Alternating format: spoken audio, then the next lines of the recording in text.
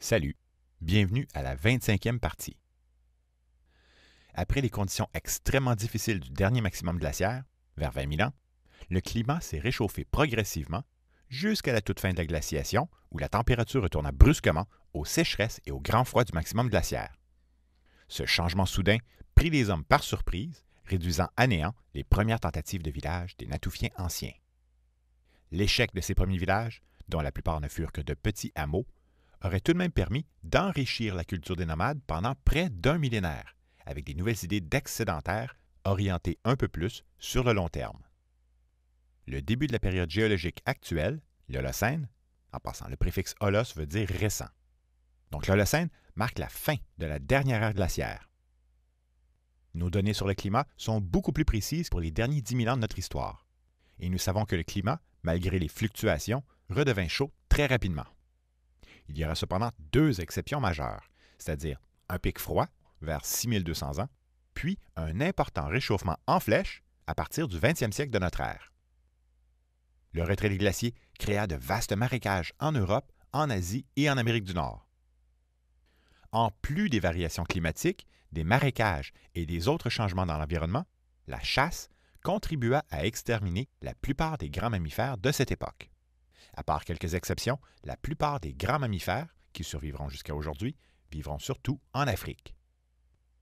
Ayant peuplé les quatre coins de la Terre, la façon de penser de l'humanité, qui semblait quasi homogène jusqu'au dernier maximum glaciaire, se morcelle peu à peu en une multitude de communautés régionales qui innovent et se diversifient en pêchant des poissons, en chassant la faune locale et en mangeant aussi, sans doute, davantage plus de plantes que leurs ancêtres du maximum glaciaire. Ces peuplades cessent de chasser les troupeaux de grands mammifères qui n'existent visiblement plus et semblent être en rupture avec leur ancienne façon de voir le monde, car elles tournent collectivement la page sur leur longue tradition de peinture rupestre. Autrement dit, la disparition de la plupart des grands mammifères, tels les mammouths, met un terme définitif à l'ère préhistorique, devenu une relique d'un monde ancien en déclin qui ne colle plus à la réalité. La fin de l'ère glaciaire est donc une période de transition pour l'humanité, marquant le passage d'un mode de vie de chasseur-cueilleur dit archaïque à un nouveau mode de vie de chasseur-cueilleur dit évolué. Il passe donc à un mode de vie plus créatif et de plus en plus orienté vers des sociétés de production. La nouvelle abondance de ressources, à la fois animales et végétales, permet une fois de plus à quelques familles d'Asie occidentale de s'installer à certains endroits pour y vivre à longueur d'année. Encore à cette époque, le chien demeure la seule espèce domestique. Mais ces nouveaux sédentaires vont bientôt se mettre à cultiver puis domestiquer quelques plantes. Par la suite, ils domestiqueront d'autres animaux, comme des chèvres, des moutons et des porcs. Il faudra attendre quelques millénaires pour domestiquer les bœufs à leur tour. La signification des symboles préhistoriques est tombée dans l'oubli depuis très longtemps. Mais nous pouvons certainement imaginer que les hommes tentaient de comprendre ce qui leur arrivait, de prendre une part active dans le monde qui les entoure, qu'ils cherchaient des réponses à leurs questions et tentaient même, sans aucun doute, de prédire l'avenir. Le surnaturel apparaît tôt dans l'imaginaire humain, avec notamment des créatures mi-homme, mi-animales. L'être humain s'attribue-t-il déjà un rôle central parmi les astres célestes? Le Soleil, la Lune et les étoiles ne semblent-ils pas flotter au-dessus de leur tête et veiller sur eux? Vers 9000 ans, l'explosion d'une supernova, relativement proche de notre système solaire, fut visible en plein jour pendant près d'une semaine, éclairant le ciel nocturne autant qu'une pleine lune. Il serait étonnant qu'un seul être humain de cette époque ait manqué ce spectacle. Mais nous ignorons totalement l'effet que cet événement put avoir sur l'imaginaire humain. Le néolithique, ou le nouvel âge de pierre, débute officiellement vers 9600 ans, donc dès la fin de l'ère glaciaire. Quoique cette date, comme toutes les autres, soit arbitraire. Et puisque les peuples n'évoluent pas à la même vitesse partout dans le monde, le néolithique de 9600 ans ne concerne que la petite partie occidentale de l'Asie. En Europe, on parle plutôt d'un mésolithique, donc l'âge de pierre du milieu, tandis qu'en Océanie, les auteurs disent que le paléolithique, donc l'âge de pierre ancien, dure jusqu'à l'arrivée des Européens au 17e siècle de notre ère. Le néolithique est aussi synonyme de polissage des outils de pierre, c'est-à-dire qu'au lieu de casser les roches en faisant voler les éclats, on les polit pour obtenir les formes désirées. Rappelons encore une fois que même si l'Asie de l'Ouest semble devancer les autres régions en termes d'innovation, c'est surtout parce que nous connaissons mieux cette région que les autres. Pour arriver aux racines de l'Europe industrielle, les historiens des derniers siècles se sont surtout concentrés sur les origines des grandes civilisations, donc sur l'accumulation de richesses, en accordant nécessairement plus d'importance à l'évolution menant directement aux civilisations décrites dans la Bible. Conséquemment, les fouilles se sont concentrées en Égypte et à la partie de l'Asie plus proche de l'Europe, donc au Proche-Orient. Ce qui fait que nous connaissons encore plutôt mal les progrès des autres régions. Sans vouloir diminuer l'importance des fermiers, les nomades aussi ont pu s'occuper des plantes retrouvées dans la nature. Ils ont même entretenu de petits jardins sauvages pour combler leurs besoins. Mentionnons ici que les loups, les bœufs et les chevaux, ainsi que certaines variétés de chèvres et de moutons, furent domestiqués par des nomades. Malheureusement pour les nomades, les sédentaires de toute région ont laissé abondamment plus de traces qu'eux, sans oublier que les traces des sédentaires sont plus localisées et plus faciles à trouver. Toutes régions confondues, nous connaissons très mal l'histoire des nomades comparée à celle des sédentaires. À l'aube du néolithique, l'espérance de vie d'un chasseur-cueilleur est d'environ 30 à 40 ans, à cause d'un taux de mortalité infantile très élevé qui fait baisser la moyenne. Une fois l'âge adulte atteint, chacun d'eux est un chasseur-cueilleur averti, et les chances de vivre jusqu'à l'âge vénérable de 70 ans augmentent. Les hommes de l'âge de pierre ancien mouraient rarement de faim ou de malnutrition, puisqu'ils connaissaient d'innombrables sources de nourriture variées un peu partout sur leur territoire. Donc, comparé aux fermiers du néolithique, les chasseurs-cueilleurs sont plus grands, en meilleure santé, et sont moins exposés aux épidémies de maladies, notamment les maladies transmises des animaux à l'homme, comme par exemple la variole, la rougeole et la tuberculose. Sans vouloir vendre la mèche des prochains épisodes, l'alimentation des premiers agriculteurs ne sera pas très balancée. Manger du riz matin, midi, soir, à longueur d'année, même si l'on se considère chanceux de manger, n'est pas très bon pour la santé. En adoptant une source unique de nourriture, soit-elle riz, blé, patates ou même de la viande, cette nourriture manquera de telle ou telle vitamine ou de tels minéraux essentiels pour un être humain. Mentionnons toutefois que pour toutes leurs vertus de bonne santé, les chasseurs-cueilleurs tuaient leurs bébés déformés ou handicapés et abandonnaient régulièrement des membres trop faibles ou incapables de marcher longtemps afin d'assurer la survie du groupe. Les premiers fermiers souffrent donc souvent d'hypoplasie, c'est-à-dire un arrêt du développement du corps lié à la malnutrition. Donc ces fermiers ne sont pas nécessairement les mieux portants de leur époque. Et ils ne sont certainement pas les seuls à innover. Nous nous intéressons à leur histoire en particulier parce qu'ils ont eu la chance de vivre sur les terres d'un vaste croissant fertile, c'est-à-dire où des fleuves importants fertilisent annuellement les terres lors des crues printanières. C'est ici que semble se développer l'agriculture, premier fondement de la production de masse de nourriture. Comme mentionné précédemment, nous ignorons tout de leur structure sociale et de leur structure familiale. Mais tout porte à croire que la proximité des sexes et la régularité alimentaire auraient entraîné une explosion démographique des fermiers. Donc, bien plus que le succès de leur mode de vie en tant que tel, les nomades se sont fait déclasser par un nombre perpétuellement croissant de fermiers.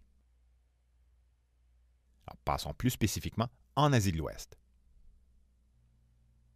Après le retour des conditions extrêmes à la toute fin de l'ère glaciaire, la température se réchauffe ensuite subitement de 7 degrés en 10 ans. En l'espace d'une seule génération, la grande sécheresse du Trias récent est remplacée par des conditions plus humides qu'aujourd'hui, offrant aux peuplades l'occasion de tenter l'expérience des villages à nouveau. Mais n'allons pas croire que les populations n'attendaient que cela pour redevenir sédentaires. Pour cette génération vivant dans le croissant fertile, le souvenir des premiers villages ne devait plus faire partie que des légendes d'un passé lointain nébuleux. En revanche, ces hommes ont beaucoup appris sur les plantes depuis l'époque de leurs ancêtres. Ici, le nom donné à cette période du néolithique est le néolithique pré-céramique A, qui décrit les cultures d'avant les poteries. Mais attention, il ne s'agit pas d'un mode de vie homogène. En anglais, c'est le Pre-Pottery Neolithic A, d'où l'abréviation courante PPNA. Cette époque sera suivie du pré-céramique B, donc le PPNB, que nous verrons à la fin de cet épisode, et qui englobera les cultures menant vers les premières poteries. Les hommes de la région fabriquent désormais des haches de pierre polie et des petits microlithes très raffinés. Les microlithes sont des outils de pierre beaucoup plus petits que ceux de l'âge de pierre ancien.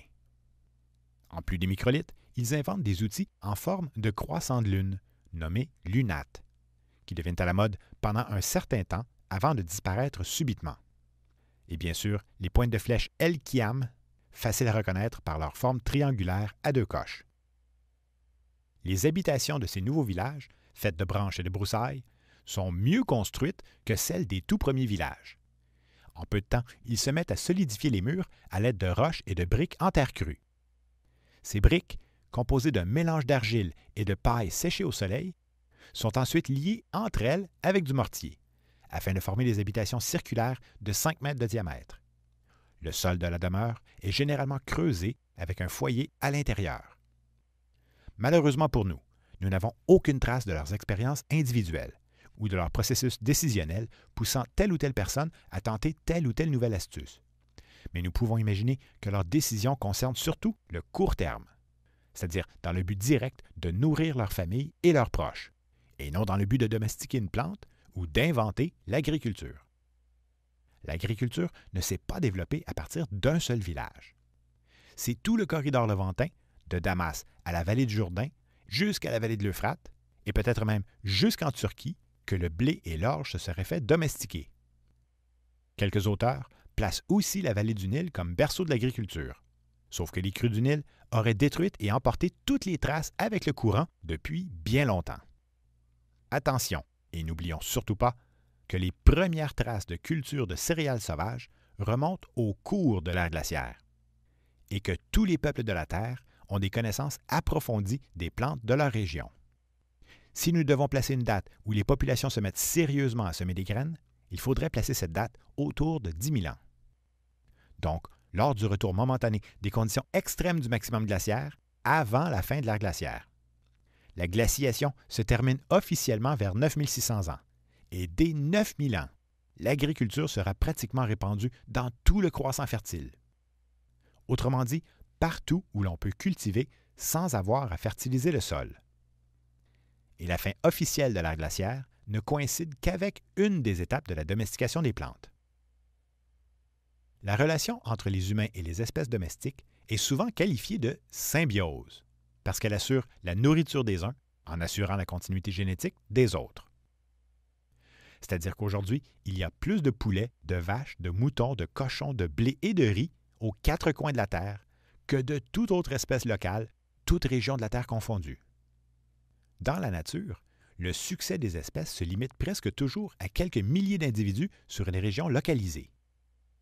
Alors que la symbiose avec les humains permet une plus grande densité et permet éventuellement d'atteindre des niveaux d'organisation de plus en plus complexes de l'énergie.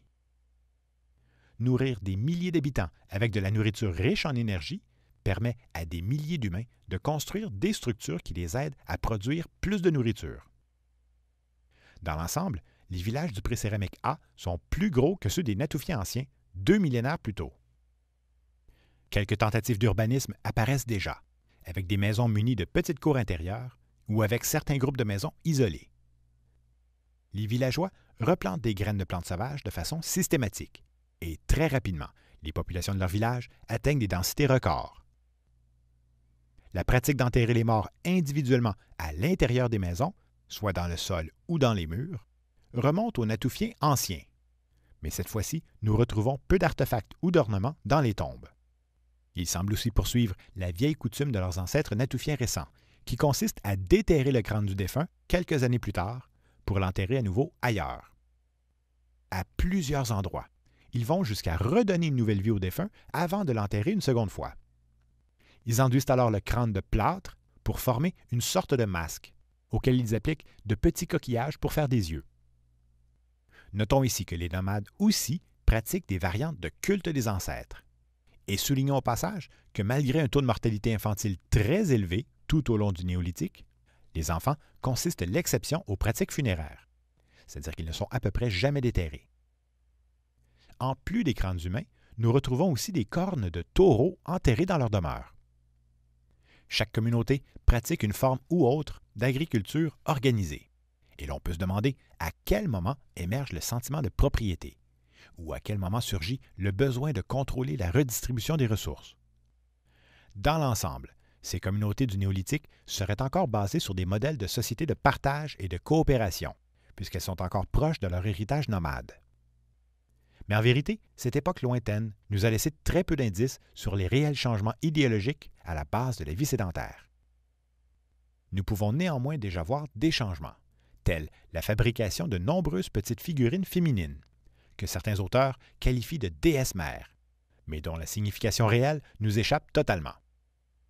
Le commerce semble florissant, en particulier le commerce des roches obsidiennes provenant du sud de la Turquie, comme à Halanchemit Tepesi.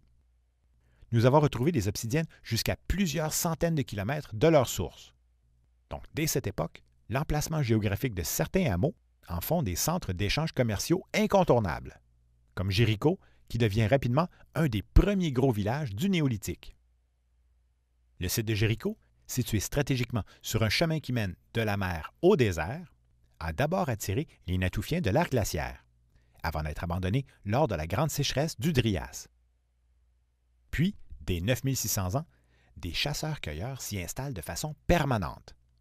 Le site comprend rapidement une cinquantaine de maisons, pour environ 500 habitants vivant sur plus de 4 hectares.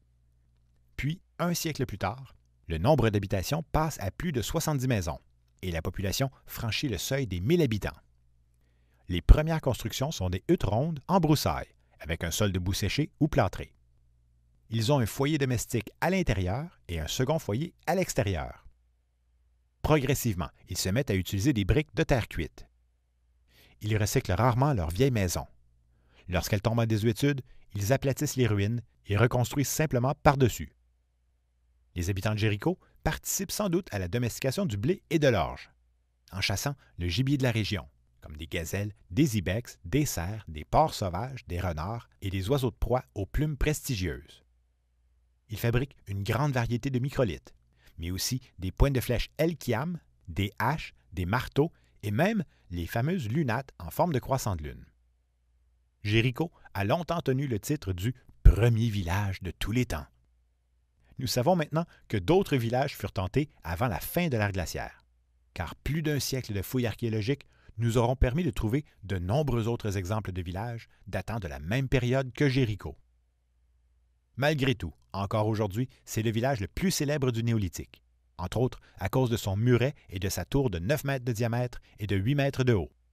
La construction de la tour, à elle seule, aurait nécessité l'effort de 100 hommes pendant 100 jours.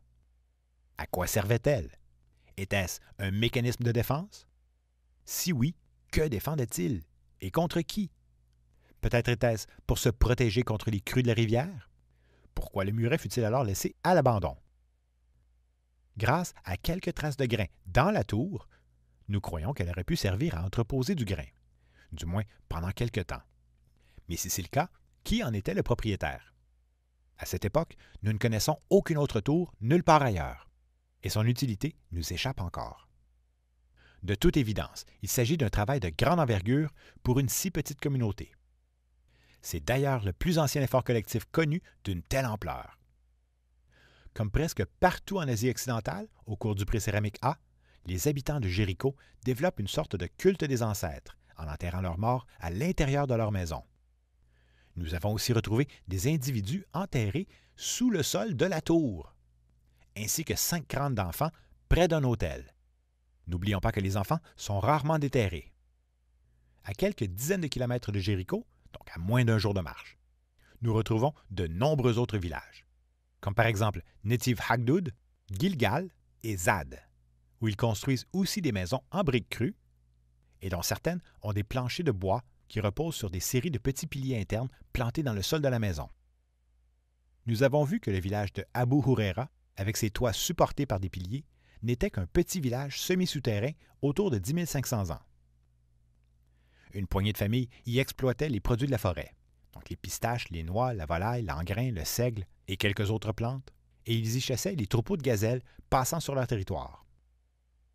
Le village atteint près de 400 habitants lorsque sévit le climat très aride de la grande sécheresse du Drias récent. Les habitants durent alors se rabattre sur leurs champs de céréales sauvages en délaissant les noix et les pistaches, rendus beaucoup trop loin pour la cueillette, et finirent peut-être même par manquer de bois à proximité. Donc, le bois est utile pour le chauffage, la construction et la cuisson. Peu après, le village fut abandonné. Dès le retour des conditions favorables, autour de 9600 ans, le site est habité à nouveau. Mais leurs maisons toit plat sont désormais faites de briques crues et forment de petites cours intérieures. Ils chassent les gazelles et cultivent les plantes sauvages, donc l'engrain, les lentilles, le seigle et peut-être plus. S'élevant peu à peu sur le monticule de débris des générations précédentes, le village grossit rapidement pour atteindre près de 12 hectares vers 8500 ans. Près du lac Assad, sur la rive nord de l'Euphrate, les habitants de Muraybet construisent des maisons avec des piliers internes pour soutenir la charpente du toit, comme à Abu Huraira, mais intègrent aussi des pierres de meulage dans le sol de la demeure. Chaque maison contient plusieurs pièces, généralement mi-souterraines, quoique certaines soient surélevées. Ces maisons sont ensuite interreliées entre elles par une architecture complexe. Comme partout ailleurs, les nouvelles maisons seront construites sur les ruines des anciennes maisons pendant plusieurs millénaires, surélevant le village sur un vaste monticule de débris. Maintenant, que conclure des cornes et des crânes de taureaux dans les murs ou sous les planchers de certaines demeures, ou encore des nombreuses petites statuettes de femmes en pierre ou en terre cuite? Les habitants de Muraybet fabriquent la même panoplie d'outils qu'ailleurs. Et même s'ils ont plus souvent recours à la terre cuite pour faire autre chose que des briques, comme par exemple pour faire des bols, ils ne mélangent pas encore leur terre. En passant, lorsqu'on ajoute de la matière broyée à de la terre, comme par exemple des os, de la roche ou des coquillages, celle-ci sert à empêcher la terre d'éclater lors de la cuisson. Mais pour le moment, la poterie n'existe pas encore. Près de Muraybet, dans le village de Djefer el Ahmar, on retrouve des maisons rondes comme celle de Jéricho, mais aussi une sorte d'entrepôt commun divisé en 6 pièces. Était-ce dans le but de partager? L'entrepôt était-il géré par une personne attitrée? Les grains entreposés étaient-ils destinés à un usage religieux? Nous avons aussi retrouvé des figurines et des plaquettes avec des dessins d'oiseaux de proie, de serpents et d'insectes associés à des symboles abstraits.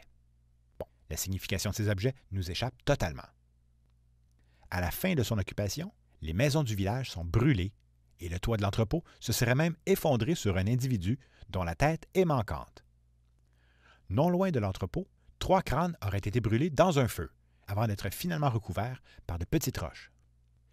Les habitants de Djefer el Ahmar se sont-ils fait attaquer? Nous n'en savons pas plus sur la fin mystérieuse de ce village. Peu après 9600 ans, le site de Göbekli Tepe semble devenir une sorte de centre spirituel. Des groupes à 100 km à la ronde venaient s'y rencontrer 2 fois par année.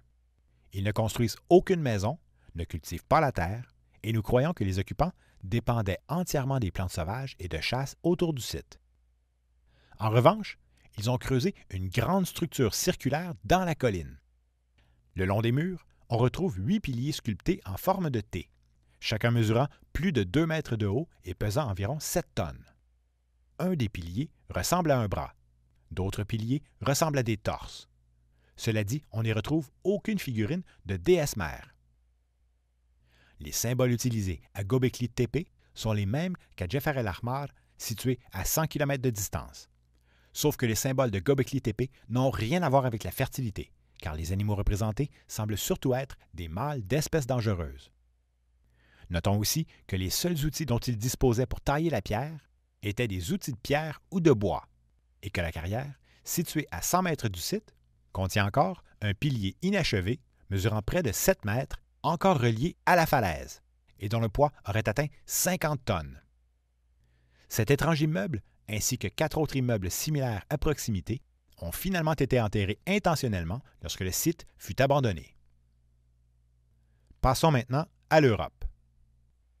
En Europe, les peuples évoluent plus rapidement qu'à l'âge de pierre ancien, mais à cause de leur retard technologique par rapport à l'Asie de l'Ouest, les spécialistes parlent ici d'un mésolithique, donc l'âge de pierre du milieu, qui débute avec l'Holocène, vers 9600 ans. Il faudra ensuite attendre l'arrivée des premiers fermiers pour parler d'un début de néolithique frileux, qui restera longtemps limité au sud du continent. L'Angleterre est alors encore reliée au continent européen. Des groupes de chasseurs dont le mode de vie reste proche de celui de leurs ancêtres du Paléolithique, donc l'âge de pierre ancien, viennent y passer l'été. Nous avons retrouvé des harpons aux formes exotiques, faits de bois animal, donc de cervidés, et même des masques de cerf, possiblement portés lors de rituels ou lors de sortes de danses de la chasse. Leurs tombes restent très sommaires, mais ils suivent un peu l'air du temps car ils ne font plus de peinture sur les murs de grottes. L'Angleterre contiendra peu d'arbres, soit quelques bouleaux, pins et petits saules, jusqu'autour de 8500 ans, lorsqu'apparaissent alors quelques noisetiers. Vers 8000 ans, les forêts boisées d'arbres mixtes des climats plus chauds, comme les chênes et les tilleuls, progressent peu à peu le long de la côte ouest de la France jusqu'en Angleterre. Restés longtemps fidèles à leurs épieux à pointe de pierre, la stratégie de chasse des populations européennes consista essentiellement à embusquer de vastes troupeaux tout au long de l'ère glaciaire. En fait, ils deviennent si efficaces que lorsque les groupes convergent pour leur chasse saisonnière, la chasse collective se transforme en véritable massacre, anéantissant probablement des troupeaux entiers.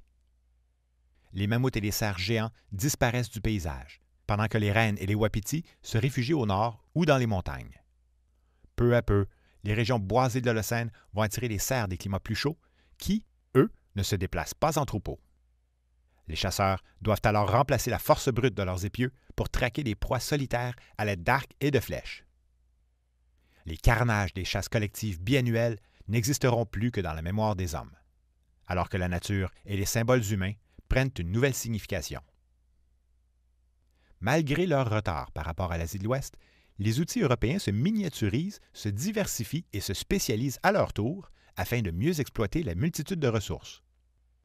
On y fabrique des cages pour attraper des anguilles, des filets de pêche, des clôtures pour faire dévier les poissons dans leurs trappes, etc. Et même si les techniques paraissent parfois maladroites, les Européens manifestent clairement un intérêt pour leur art.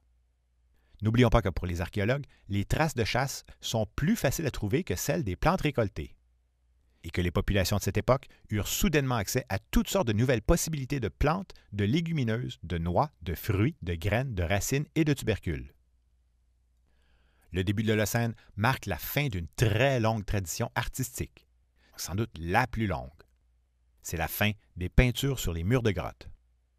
Ces peintures ont procuré des réponses ancestrales toutes faites aux problèmes de chasse et de société, probablement accompagnées de rites et d'histoires mythologiques avec une dimension spirituelle pour les sociétés de partage et de coopération de l'âge de pierre. Plus de 20 millénaires de traditions européennes, donc plus de 800 générations, sont finalement devenues anachroniques, ne cadrant plus avec une réalité qui a changé trop rapidement. N'en voyant plus la nécessité, l'humanité laissa tomber les chefs-d'œuvre de l'ère glaciaire pratiquement du jour au lendemain, c'est-à-dire jusqu'à leur découverte récente 12 millénaires plus tard.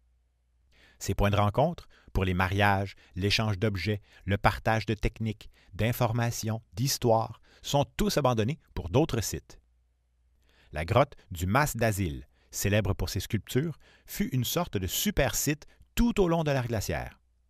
L'entrée était divisée en deux par une rivière, et les traces d'occupation se limitent d'abord à un côté de la rivière, jusqu'autour de 9000 ans, après quoi les hommes s'installent sur l'autre rive. Ils se mettent alors à fabriquer des sortes de billes colorées, qu'ils décorent de petits symboles mystérieux, dont la signification nous échappe. Certains chercheurs croient que les billes pourraient représenter des phases lunaires. De son côté, la caverne Altamira, sorte de chapelle Sixtine de la préhistoire, sera tout simplement abandonnée. Les traces découvertes à la caverne La Riera démontrent que les occupants ont chassé des troupeaux par embuscade et mangeaient peu de poissons vers 15 000 ans. Puis, les traces datant de 10 000 ans indiquent qu'ils chassent à l'arc et mangent beaucoup plus de poissons, signe que la fonte des glaciers avait déjà fait monter le niveau de la mer. La caverne de La Riera sera fréquentée jusqu'à ce que l'accumulation de débris finisse par boucher l'entrée complètement autour de 5500 ans. Lors du refroidissement vers 10 800 ans, la mer de la Baltique n'était encore qu'un petit lac qui avait tendance à s'assécher. À la fin de l'ère glaciaire, un mur de glace de 25 mètres de profondeur empêchait l'eau de communiquer avec la mer du Nord, pendant que la Baltique se fit alimenter par la fonte des vastes glaciers européens. Peu à peu, les arbres stabilisent le terrain et les populations du Mésolithique se mettent à peupler la région. Le poids de l'énorme glacier au nord de l'Europe avait fait pencher la plaque tectonique, en abaissant le nord dans l'eau, donc en faisant remonter le sud par un effet de balancier. Conséquemment, lorsque le glacier se mit à fondre, le nord de l'Europe se mit à remonter et le sud s'enfonça à nouveau dans la mer Méditerranée. Jusqu'autour de 9300 ans, pendant 25 générations, les peuplades du Nord ont pu voir la côte s'éloigner de leur site à un rythme de 10 mètres par siècle, c'est-à-dire un changement visible pendant une vie humaine. Ailleurs, le cours de certaines rivières sont altérés, entraînant l'assèchement de certains lacs un peu partout. Au sud, les changements sont beaucoup plus catastrophiques pour l'homme, puisque l'espace habitable diminue. À chaque génération, la mer avance d'environ 3 mètres, entraînant bien sûr des inondations à plusieurs endroits. Parlons maintenant rapidement des autres continents. En Amérique du Nord, la disparition des mammouths et des autres grands mammifères ont poussé les hommes à modifier leur mode de vie. Puis, le changement climatique, qui semble assécher l'intérieur du continent vers 7000 ans, les force à s'adapter une fois de plus. Les populations d'Amérique du Sud commencent à utiliser des arcs vers 6500 ans. Sans l'aide des populations asiatiques, ils inventent la céramique entre 6000 et 4500 ans. Après quoi, il faut attendre quelques millénaires pour que l'idée se propage à l'Amérique centrale. Les ancêtres des alpacas et des lamas auraient été domestiqués avant les plantes.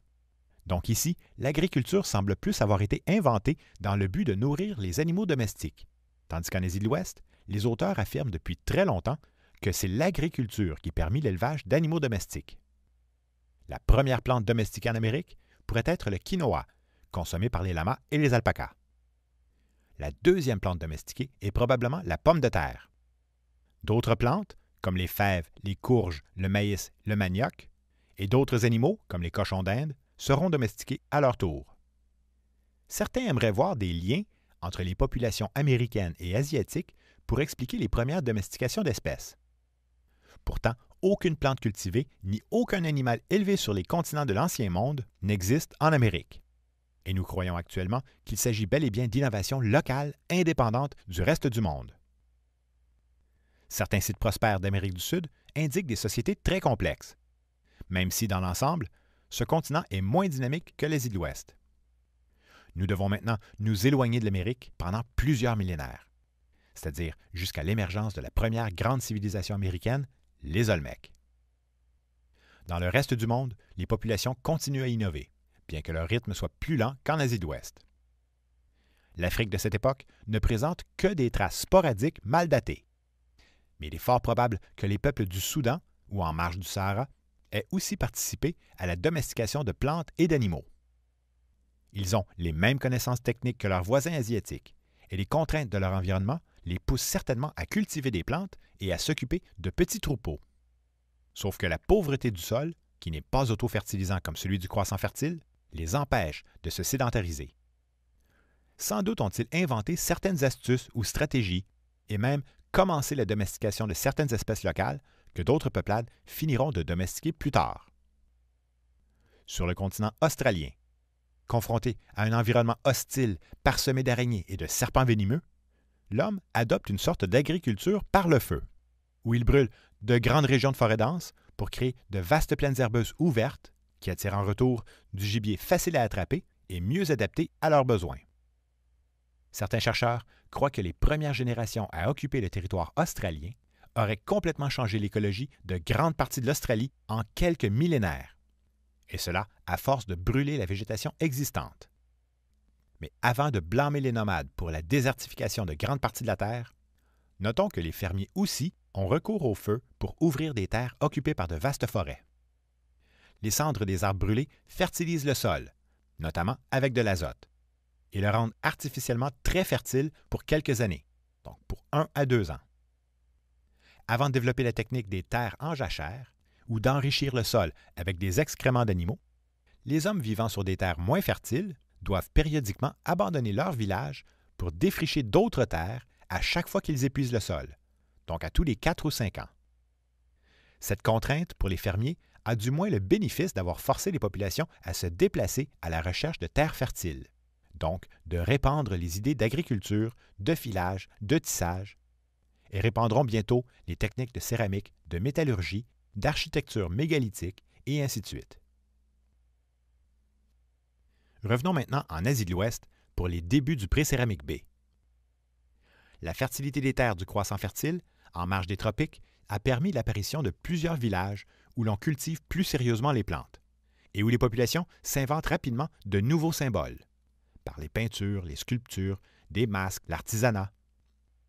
La fertilité des plaines alluviales y est assurée par les crues qui débordent des rivières et déposent du limon chaque année et empêchent ainsi le sol de s'épuiser. Si nous ne retrouvons pratiquement que des maisons circulaires avant 9000 ans, à partir de cette date, les villageois semblent opter pour des maisons rectangulaires. Avec les maisons rectangulaires apparaissent aussi les premières maisons à 2 étages. Les villages de 8500 ans s'éloignent un peu des rivières et deviennent moins intégrés à la nature. L'usage des murs protecteurs en pierre devient plus fréquent, certains pouvant mesurer un demi-mètre d'épaisseur. Leurs maisons rectangulaires mesurent environ 10 mètres de long par 5 mètres de large. Les murs sont en pierre, les planchers en plâtre, et le tout repose sur des terrasses aménagées. Le plâtre sert notamment à boucher les trous et à faire les joints entre les murs et le plancher. À l'intérieur, les couches de plâtre sont souvent polies, puis peintes en rouge, alors que les couches extérieures sont laissées blanches. Les foyers sont généralement placés au centre d'une pièce principale. Malgré un taux encore élevé de mortalité infantile, la population augmente. Les villages se multiplient, deviennent mieux organisés et le mode de vie des cultivateurs sédentaires se répand peu à peu en Asie occidentale. Certains villages entreprennent alors des travaux de plus grande envergure, comme par exemple la construction de grands fours à chaux pour préparer le plâtre. Cette nouvelle organisation laisse croire, sans preuve, en l'existence de chefs ou de conseils, qui seraient donc capables de coordonner de telles initiatives collectives.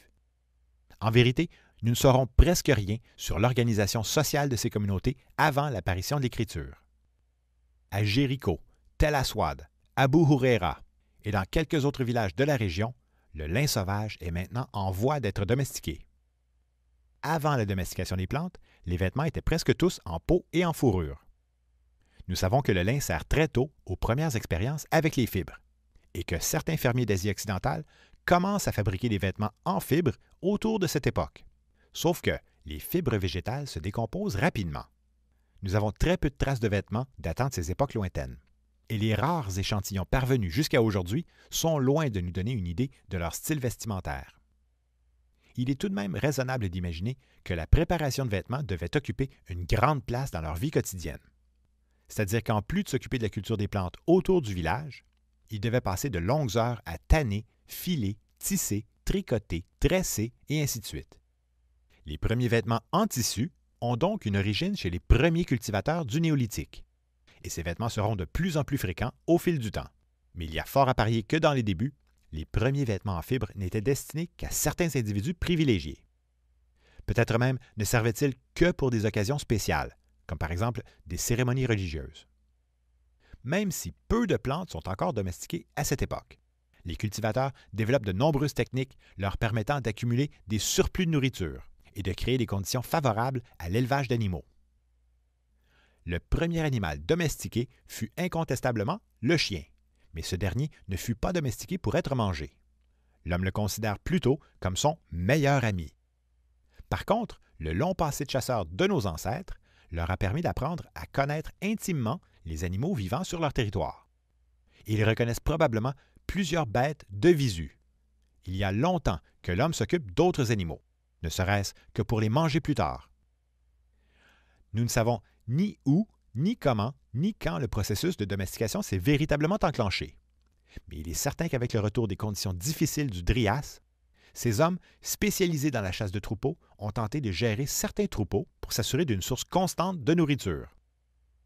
Certaines populations ont même tenté de ne chasser que les grands cerfs mâles, donc dans le but d'en chasser le moins possible et de permettre aux femelles de se reproduire en paix.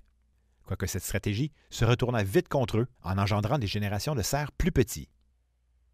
Les premiers animaux domestiqués après le chien sont les chèvres et les moutons, pourtant peu chassés comparés aux gazelles.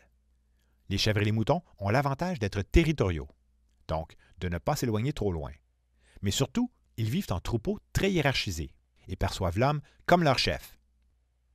Il est possible qu'à force de s'occuper et de défendre ces troupeaux, ait germé l'idée de contrôler les mouvements de quelques individus clés pour diriger le troupeau vers des pâturages ou pour les éloigner du territoire d'un prédateur.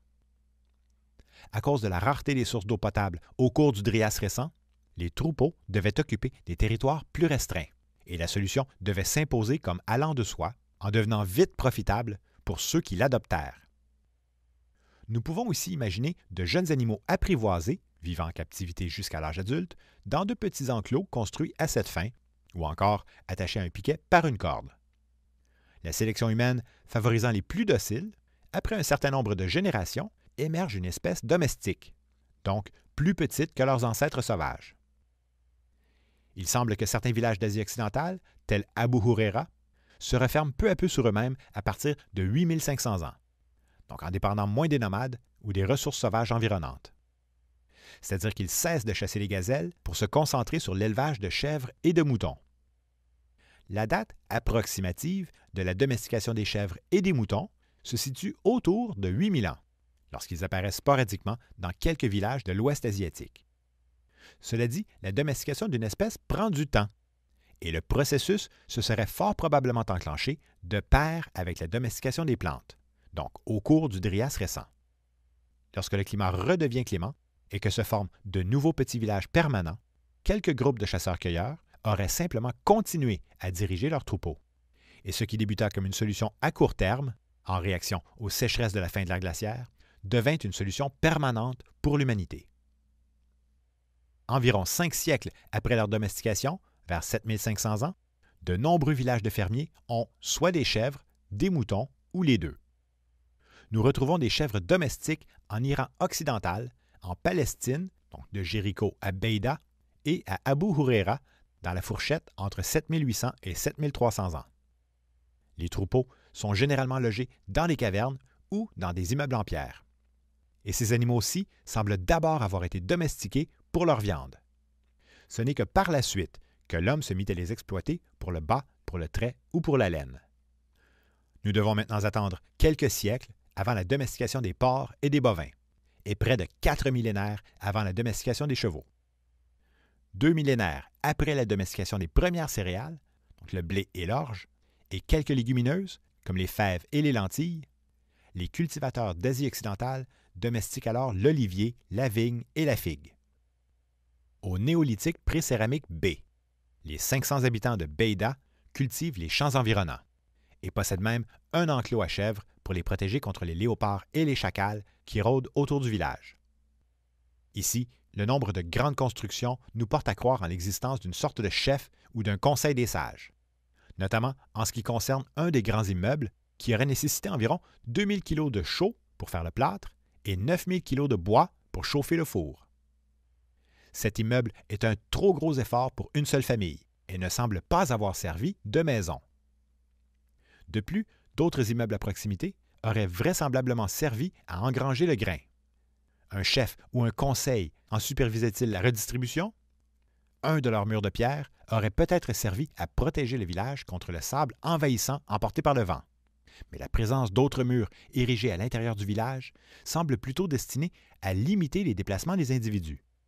Tout indique que les habitants n'avaient pas d'accès direct aux réserves.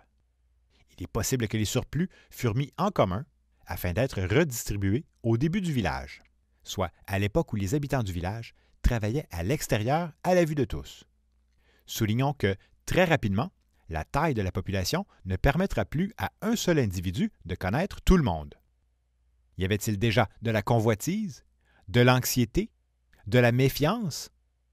À la longue, les habitants auront tendance à s'isoler de plus en plus, c'est-à-dire jusqu'à la transition des maisons circulaires vers les maisons rectangulaires, où les surplus seront entreposés à même la demeure familiale. Leurs maisons rectangulaires auront parfois 2 étages. L'étage du bas est creusé en semi-sous-sol, et chaque pièce est destinée à une fonction spécifique, soit pour polir la pierre, pour préparer les vêtements, pour préparer la nourriture, pour dormir, pour entreposer la nourriture ou pour se divertir. Malheureusement, la source d'eau potable la plus proche est à 5 km et les habitants du village finissent par couper tous les arbres à proximité, rendant le sol instable. Mal situé, Bayda sera finalement abandonnée autour de 7500 ans.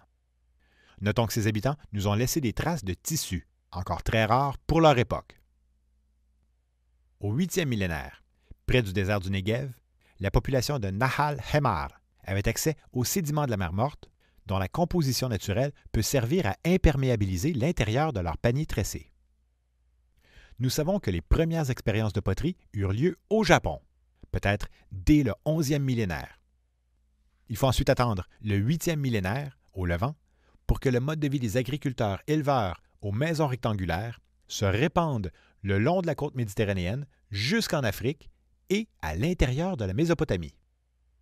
Ils se mettent alors à utiliser de l'argile et non de la boue, donc nous pouvons enfin parler de poterie.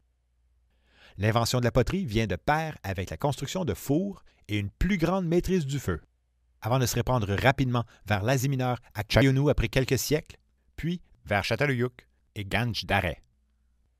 Plus au nord, après une longue tradition d'exportation de roches obsidiennes, comme témoignent les sites Adigol et Hassan Dag, l'Asie mineure voit apparaître les premiers agriculteurs pré-céramiques dès le début du 8e millénaire. Sans doute originaires de Palestine, ils construisent quelques maisons en briques crues à Asiklihoyuk.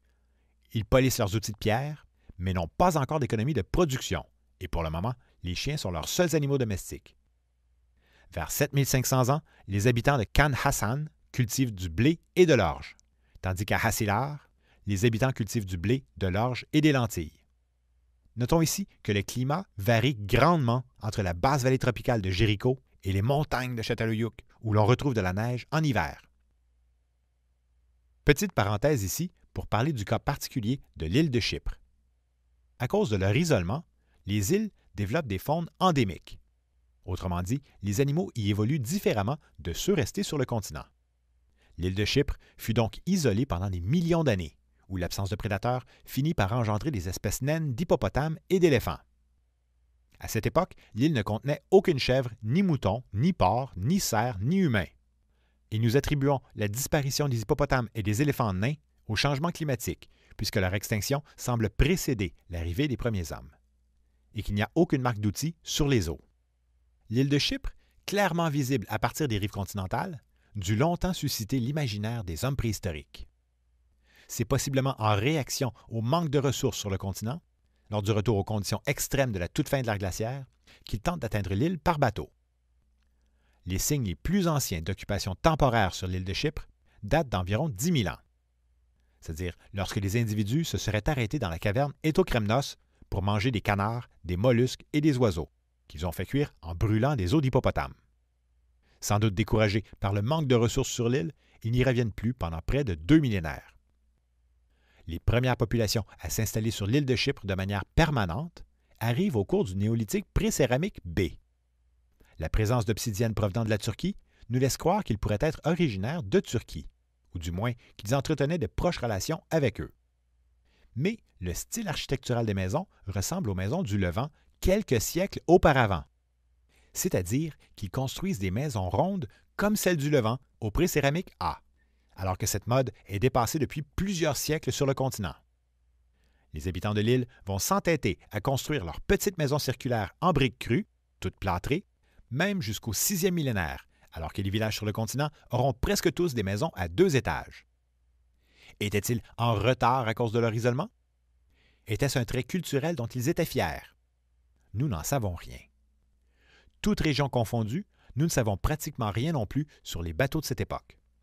Malgré les indices nous laissant croire que certaines peuplades savent peut-être déjà faire des bateaux à voile, ou que certains attachent 2 embarcations par des billots pour mieux les stabiliser.